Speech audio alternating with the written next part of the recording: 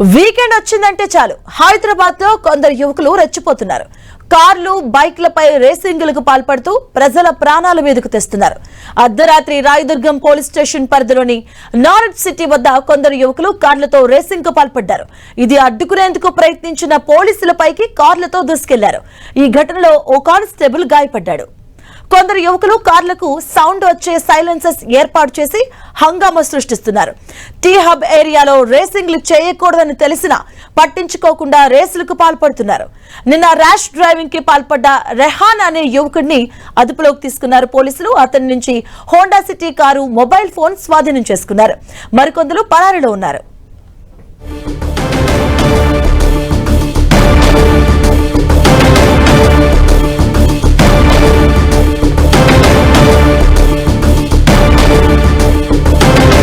హైదరాబాద్ లో హైటెక్ సిటీలో కార్ రేసర్లు బీభత్సాన్ని సృష్టిస్తూ ఉన్నారు. అడ్డుకునేందుకు వచ్చినటువంటి పోలీసులపైకి కార్ ఎక్కించే ప్రయత్నం చేశారు.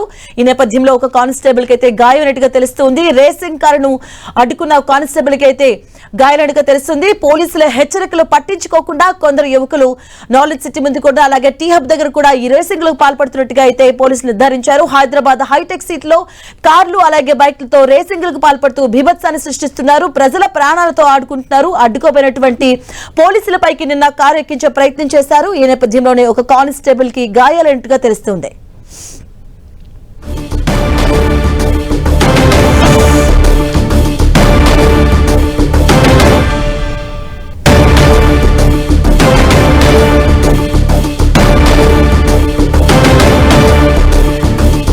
వీకెండ్ వచ్చిందంటే చాలు హైదరాబాద్ లో కొందరు యువకులు రెచ్చిపోతున్నారు. బీభత్సాన్ని సృష్టిస్తూ ఉన్నారు. కార్లు బైక్లపై రేసింగ్లకు పాల్పడుతూ ప్రజల ప్రాణాల మీదకు తెస్తూ ఉన్నారు కొందరు యువకులు.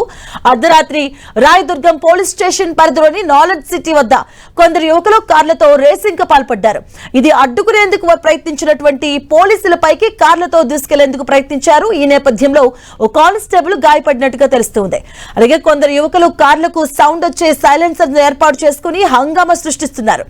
టీ హబ్ ఏరియాలో ఎటువంటి రేసింగ్లు చేయకూడదని తెలిసినా సరే పట్టించుకోకుండా రేసులకు పాల్పడుతుంది యువత. ఇక నిన్న ర్యాష్ డ్రైవింగ్ కి పాల్పడ్డ రెహాన్ అనే యువకుడిని అదుపులోకి తీసుకున్నారు. అతని నుంచి హోండా సిటీ కారు అలాగే ఒక మొబైల్ ఫోన్ ను స్వాధీనం చేసుకున్నారు పోలీసులు. అలాగే ఈ ఘటనలో మరికొంది పరారీలో ఉన్నట్టుగా సమాచారం.